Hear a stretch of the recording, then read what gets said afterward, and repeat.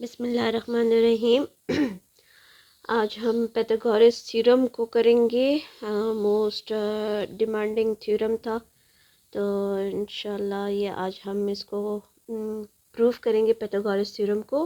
Pythagoras theorem की statement में क्या है, if in a right angle triangle, ठीक है, we have a right angle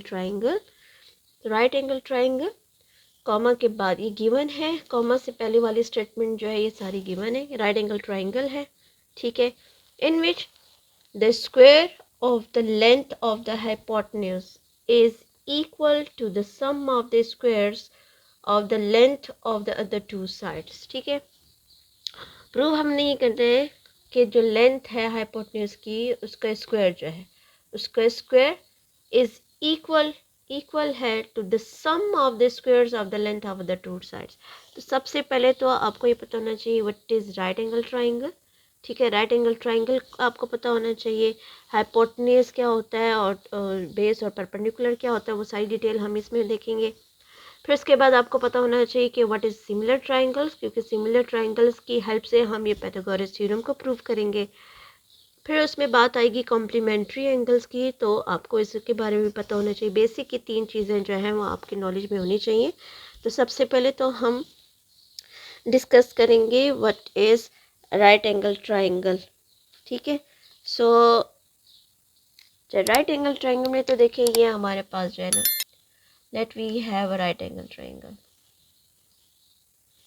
ये राइट जिसमें 90 डिग्री एक एंगल जो है, at the most one angle is 90 degree. ठीक है, सो ये ए बी और ये c, this is the right angle triangle, 90 degree होता है। ठीक है, और ये जो है बाकी दो जो है वो एक्यूट एंगल्स होते हैं, because the sum of this 3 angle is 180 degree.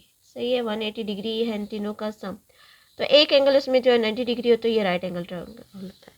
अब इसमें क्या है, the side opposite to 90 degree is H.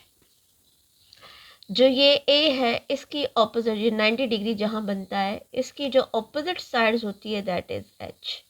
H stand for hypotenuse. ठीक है, अब बेस आप ये भी ले सकते हैं और बेस आप ये जो है वो ये भी ले सकते हैं, वो डिपेंड करता है कि आप किस एंगल को लेके डिस्कस करें या किस एंगल की हेल्प से आपने प्रूव करना है।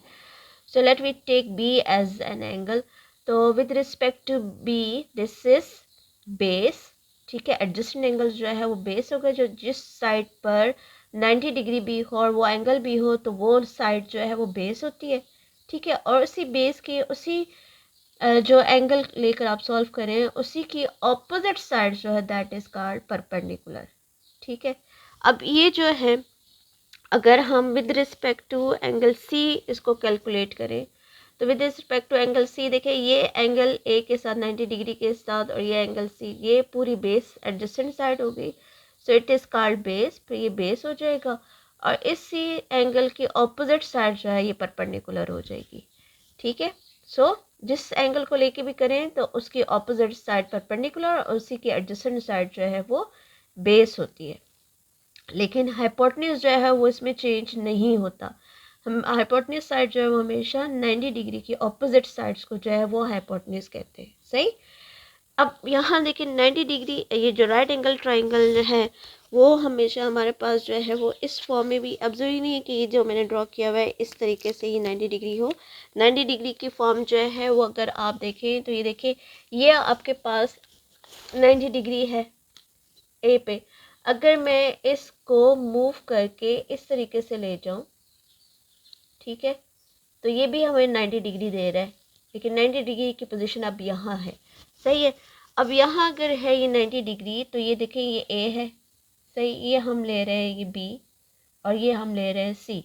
90 डिग्री जो है यहाँ बना रहा है, तो 90 डिग्री की अपोजिट साइड फिर ये हो जाएगी एच। ठीक, अगर हम इस एंगल बी को लेके सॉल्व करते हैं तो ये इसके एडजस्टेंट साइड है, तो ये आ जाएगा बेस और इसी एंगल की ऑपोजिट साइड्स को बोलते हैं परपेंडिकुलर। ठीक, अब 90 डिग्री, ये राइट एंगल ट्राइंगल की पोजीशन इस तरह भी हो सकती है, हो सकता है कि 90 डिग्री जो है मूव होके इस डायरेक्शन में आ जाए। ठीक है, अगर हम इस तरीके से लेते हैं तो ये 90 डिग्री है। ठीक है, 90 डिग्री की ऑपोजिट साइड एच होगी और इसी एंगल के जो है अकॉर्डिंगली आपने बेस और परपेंडिकुलर को डिसाइड करना है। अगर तो ये जो है वो एज अ बेस लिया जा रहा है, ये इस एंगल्स को लेके यहाँ हम अगर पूरे थ्योरम को प्रूव करते हैं तो ये हो जाएगी बेस, ठीक है, और इस एंगल की ऑपोजिट साइड जो है ये परपेंडिकुलर हो जाएगी, ठीक है, तो ये परपेंडिकुलर हो जाएगी और ये बेस हो जाएगी, ठीक। अब यहाँ आप देखें, जब हम इस थ्योरम को प्रूव करेंगे तो उसमें राइट एंगल ट्राइंगल आप इस तरीके से भी बना सकते हैं, और आप चाहें तो राइट एंगल ट्राइंगल की पोजीशन आप इस तरीके से भी ले सकते हैं, ठीक है, किसी भी फॉर्म में आप राइट एंगल ट्राइंगल ले सकते हैं। अगर मैं इसको मूव कर दूं बिल्कुल स्ट्रेट इस तरीके से, तो लुक, ये अब राइट एंगल ट्राइंगल की फॉर्म इस तरह भी आ सकती है। अगर मैं इसको इस तरह मूव कर दूं तो ये 90 डिग्री जो है वो यहाँ होगा, ठीक है, 90 डिग्री की अपोजिट साइड ये एच होगी, ठीक है। तो शेप किसी भी फॉर्म में, किसी भी डायरेक्शन में आपको राइट एंगल ट्राइंगल की फॉर्म दी जा सकती है। ज़रूरी नहीं है कि आप बिल्कुल इसी तरीके से जो है वो राइट एंगल ट्राइंगल ड्रॉ करें, बट आपने मेक श्योर कि जहाँ जिस वर्टेक्स पे भी 90 डिग्री बन रहा है उसकी ऑपोजिट साइड जो है वो हाइपोटेन्यूज साइड होगी, ठीक है। और बेस और परपेंडिकुलर जो है वो डिपेंड करेगा एंगल पे कि किस एंगल्स को लेकर आप जो है कैलकुलेशंस कर रहे हैं, ठीक है। सो आगे चलते हैं सिमिलर ट्राइंगल्स की तरफ। अच्छा, सिमिलर ट्राइंगल्स में क्या होता है, सिमिलर ट्राइंगल्स जो जिनकी शेप जो है वो एक जैसी होती है, ठीक है, वो छोटे बड़े हो सकते हैं। जैसे यहाँ पर आप देखें ABC और DEF जो है, these are similar triangles. Similar triangles की दो कंडीशंस होती हैं in which there corresponding angles are congruent. जो एंगल A जो है वो कॉन्ग्रुएंट होगा D के, B कॉन्ग्रुएंट होगा E के और C कॉन्ग्रुएंट होगा F के। उनके कॉरिस्पॉन्डिंग एंगल्स कॉन्ग्रुएंट होते हैं where their corresponding sides are in proportional form. Like for example ये हम ले रहे हैं 2 सेंटीमीटर, ठीक है, और ये ले रहे हैं हम 4 और ये ले रहे हैं 6, ठीक है। यहाँ हम ले रहे हैं तो ये 3 सेंटीमीटर है और ये हम ले रहे हैं 6 सेंटीमीटर और ये अगर हम ले रहे हैं 9 सेंटीमीटर, ठीक है।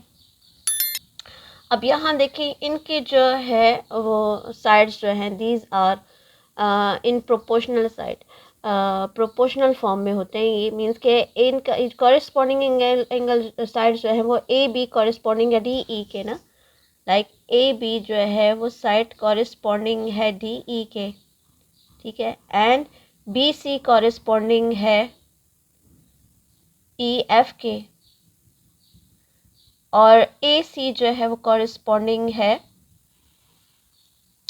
DF के। These are corresponding sides, they are in proportion, इनकी रेशोज जो है वो इक्वल होती है। लाइक अगर हमने AB लिया है 3 सेंटीमीटर तो 3/DE इसके कॉरेस्पॉन्डिंग है तो 3/2 हो जाएगा, ठीक है, 3/2 that is equal to BC हमारे पास है, BC 9 अगर है तो 9/6, क्योंकि BC कॉरेस्पॉन्डिंग है EF के तो 9/6 हो जाएगा। और इसी तरह AC जो है वो 6 और DF जो है वो 4 है। तो अब अगर आप इसको सिंप्लीफाइड फॉर्म में करें तो 3 3 ज़ा 9, 3 2 ज़ा 6, यहाँ 2 की टेबल में कटिंग कर दें तो 2 3 ज़ा 6 एंड 2 2 ज़ा 4। तो देखिए तीनों का आंसर जो है वो 3/2 3/2 जो है सेम आता है। तो सिमिलर ट्राइंगल्स में उनकी कॉरेस्पॉन्डिंग साइड्स जो है वो प्रोपोर्शनल फॉर्म में होती है, उनकी लेंथ जो है वो प्रोपोर्शनल फॉर्म में होती है, सही, उनकी रेशो जो है वो इक्वल होती है, लेकिन उनके जो कॉरेस्पॉन्डिंग एंगल्स हैं वो इक्वल होते हैं। लाइक अगर ये हम लेते हैं 90 डिग्री का तो A भी 90 डिग्री है, D भी 90 डिग्री है। तो लेट्स सपोज कि ये अगर 30 डिग्री है तो ये भी 30 डिग्री होगा, ठीक है। और जब अगर ये 30 डिग्री है तो फिर ये हमारे पास हो जाएगा 60 डिग्री का एंगल, ये 60 है तो ये भी 60 डिग्री होगा, ठीक है। और दूसरी बात ये इसमें आपने ये देखते हैं, अभी ये सिमिलर ट्राइंगल्स तो हो गए कि उनकी कॉरेस्पॉन्डिंग साइड्स जो हैं वो प्रोपोर्शनल फॉर्म में होती हैं और उनके जो कॉरेस्पॉन्डिंग एंगल्स हैं दे आर कॉन्ग्रुएंट। सो ये सिमिलर ट्राइंगल्स हो गए। Now comes to complementary angles. Complementary angles कौन से होते हैं? If the sum of two angle is equal to 90 degree तो such angles are complementary angles and each angle is the complement of the other। तो means कि अगर ये देखें इस ट्राइंगल ABC में मैंने अगर ये 30 डिग्री लिया है तो ये 30 और ये 60 दोनों जो है इनका सम 30 में अगर हम प्लस कर दें 60 डिग्री, ठीक है, तो वो हमें देता है 90 डिग्री का एंगल। तो अब ये जो 30 और 60 है, 30 60 का कॉम्प्लीमेंट है और 60 30 का कॉम्प्लीमेंट है, ठीक है, क्योंकि इन दोनों का सम 90 डिग्री आता है। तो ये both are the complement of the other. इसी तरह अगर ये देखें ये 30 है तो ऑब्वियसली ये भी 60 डिग्री होगा। तो अब ये देखिए इनके कॉरेस्पॉन्डिंग एंगल जो है वो कॉन्ग्रुएंट हो गए। अगर आप टू एंगल्स को प्रूव कर देते हैं ना कि दो एंगल्स, एक 90 डिग्री है और एक जो है वो 30 डिग्री है, तो ऑटोमेटिकली जो है दूसरा 60 डिग्री होगा, तो दूसरे सिमिलर ट्राइंगल में भी वो 60 डिग्री ही होगा। सो ये तीन चीज़ें जो हैं वो आपकी नॉलेज में होनी चाहिए थ्योरम्स को प्रूव करने से पहले। अब हम आते हैं थ्योरम की स्टेटमेंट की तरफ।